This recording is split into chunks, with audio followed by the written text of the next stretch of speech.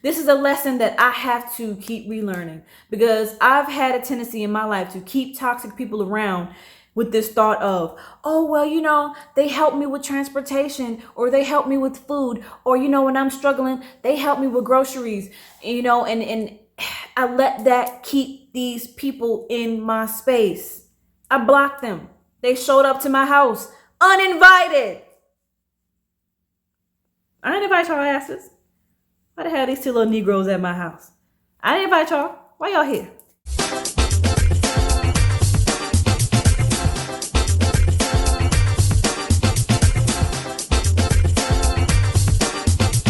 Yeah, that is Island with the Y9S. How you doing? You taking care of yourself? You been eating your green vegetables? Huh?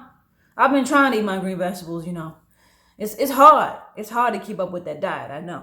I've been trying to be being vegan, but this ain't about me and my diet. This video is not about my diet. This video is about the fact that I am currently undergoing some serious transformation in my life.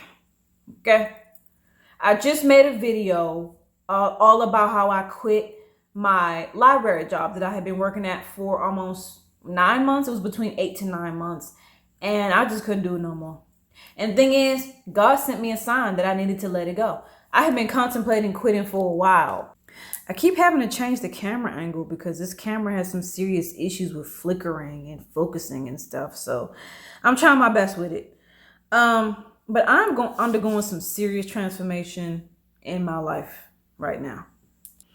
So I just got through filming a video all about how I just quit my library job because it was just getting way too toxic. And with quitting that job came a series of desires to get rid of other toxic things in my life.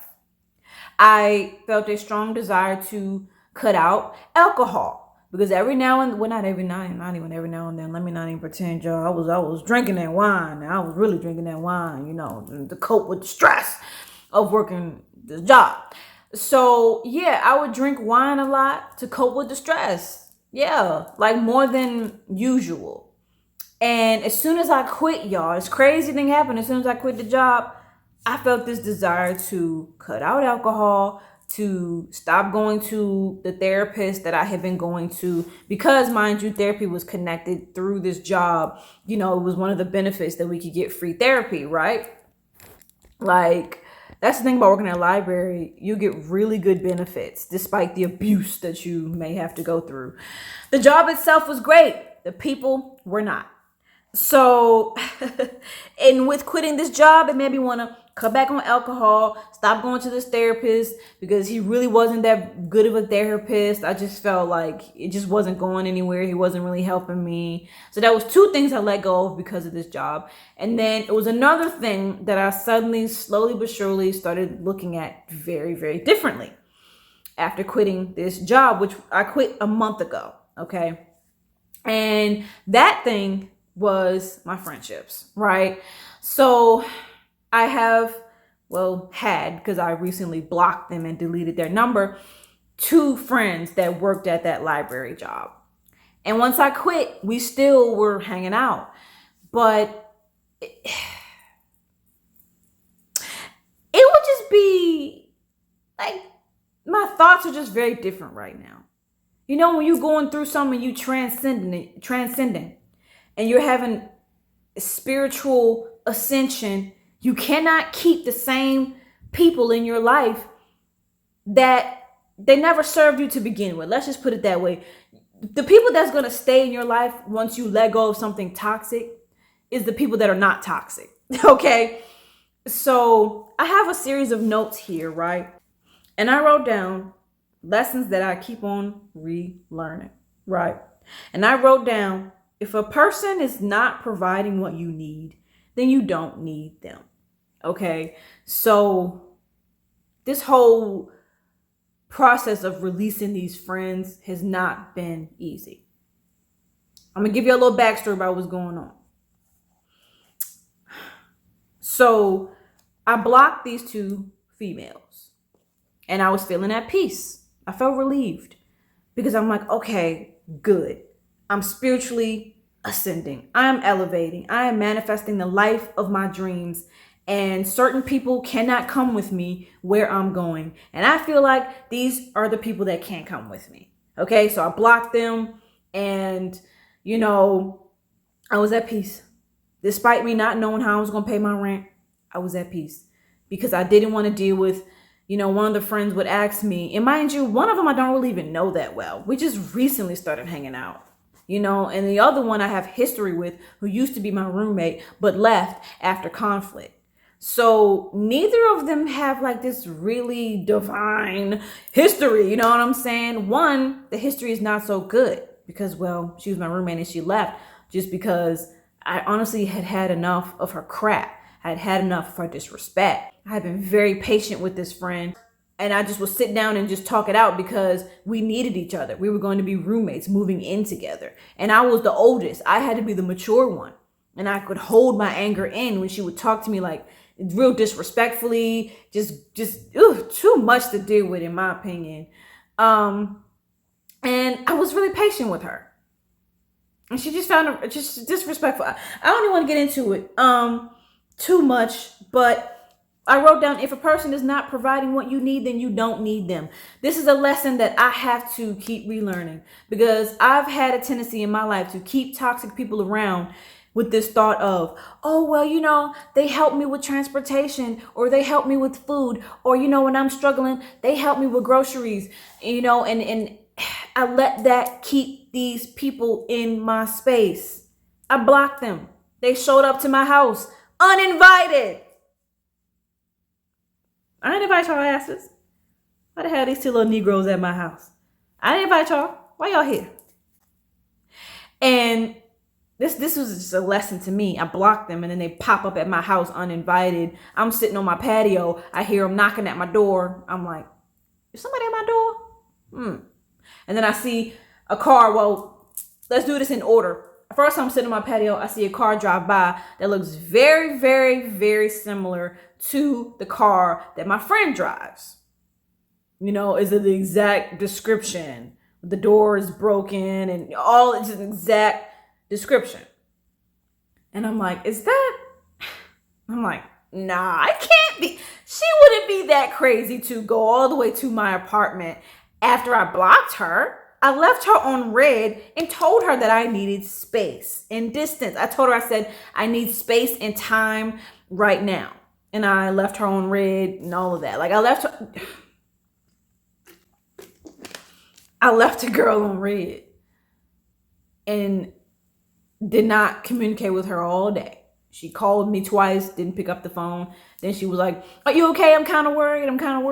And I sent her a text and said, I need space and time. A week later, like a week and a half, no more than a week and a half, y'all. No more than a week and a half later, her and the other girl is at my dang house.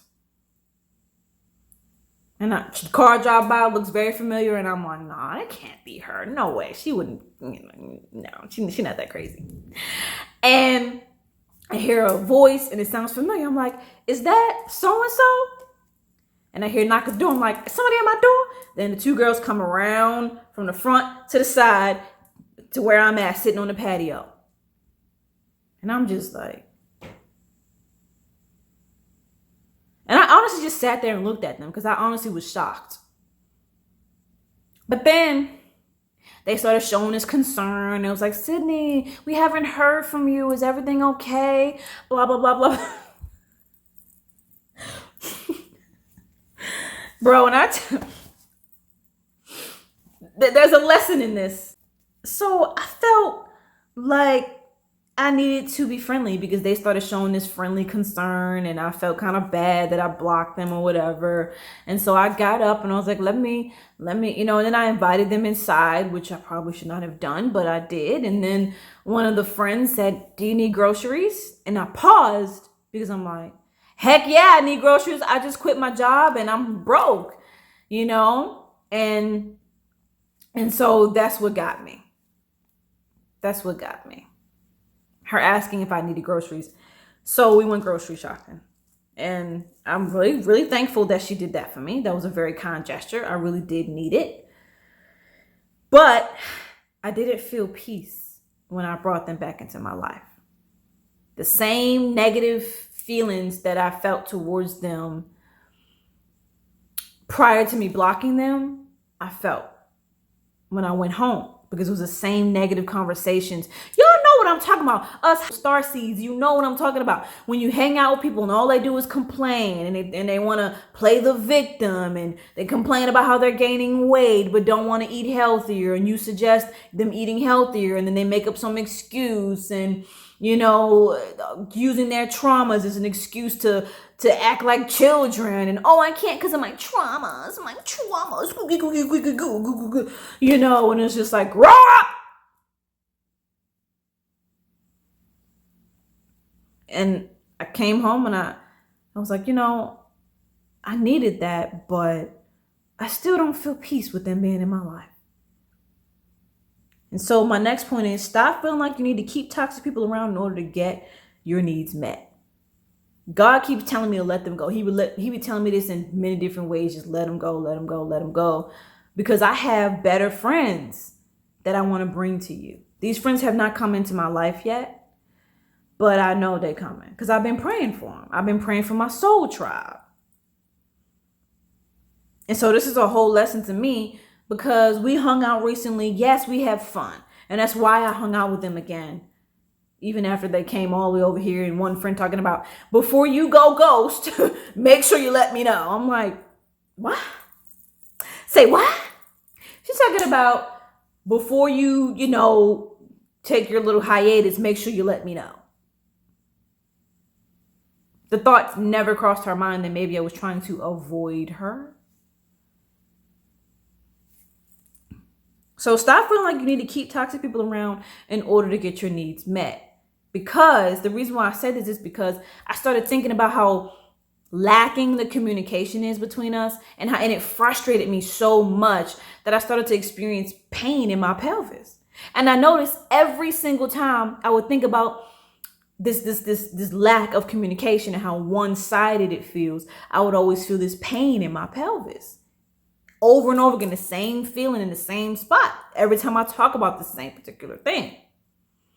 And that's alarming to me, because I had a cyst rupture on my ovaries about a year ago. So that scares me. So I'm thinking, this is serious. You seriously need to let these people go. Because if you're thinking about these people and the way that they communicate, and to the point where it's causing you physical pain in an area that already had something pretty severe happen to it. I was in severe pain, y'all, when that cyst ruptured on my ovaries. It felt like menstrual cramps times 1,000, to the point where I ran my words together, to the point where I was crawling to the bathroom. That was a year ago. I have not experienced that pain since. And here I am experiencing pain in my pelvis every time I think about the lack of communication. And I'm going to tell y'all what that thing is. That thing that irks me. That thing that bothers me to my core. You can see me getting frustrated right now talking about it. Right now thinking about it. Is when I try to encourage them to do better for themselves, they reject it. When I speak positively about something good happening in my life, they reject it. I sit and I say, well, I got this thing going on with acting, which, mind you, I barely talk about my acting career with them. Like, I try to keep that to myself because of that lack of trust. And because, y'all know star seeds. Y'all know confident people. How when you have a certain level of confidence and belief in yourself, you're going to rub insecure people the wrong way.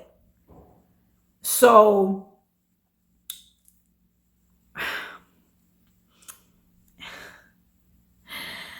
it's just, I couldn't overlook that feeling of loneliness that I would feel whenever I would talk optimistically about my future.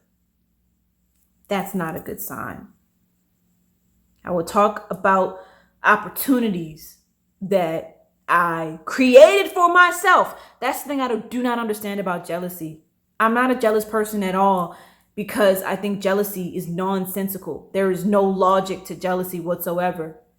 Because if you want something, go and get it. It makes no sense to me to sit in the corner and just say, I wish I had that, instead of just working hard to get it. If you want it, go get it. Instead of you will never have that thing that you want if you're sitting around here just envying somebody that has it. I don't understand it. And you guess what, y'all? I'm feeling that pain in my pelvis as I'm talking about this. And so I was kicking myself for letting them back in, despite that friend paying for my groceries at a time when I really needed to eat. Because I feel that peace is more important than food. I would rather be hungry and have my peace than to have food and have no peace at all. So I was reminiscing on the interactions, and it was very frustrating. The interactions that I had after I blocked them and they barged their way back into my life. And, I got sucked in by the sympathy thing. I was about to do the quote fingers. The sympathy thing and the I'll help you thing. But the conversations they were still the same. And there was that of a victim mentality that I was trying so hard to get away from. It was a victim mentality that I was so familiar with, with my narcissistic family. Oh, it's always somebody else's fault that I'm in this situation and I can't get myself out of the situation. And you suggest how they can evolve and they make an excuse. So I have past history with one of the friends, and the history is not really positive. This friend has a history of disloyalty and unreliability and immaturity and manipulation and cowardice at its finest. And we're just two very different people. And this friend has done some things that I would never do to that friend. Not saying that I'm perfect, and no, I'm not perfect. There is always two sides to every story. But what I can say is that I would never out a person's personal life to a coworker. I just couldn't do that. And that's what she did. We was living together and she came to work and gave some of my personal information about my love life to a coworker. Because then that person went on to talk about that information to another coworker.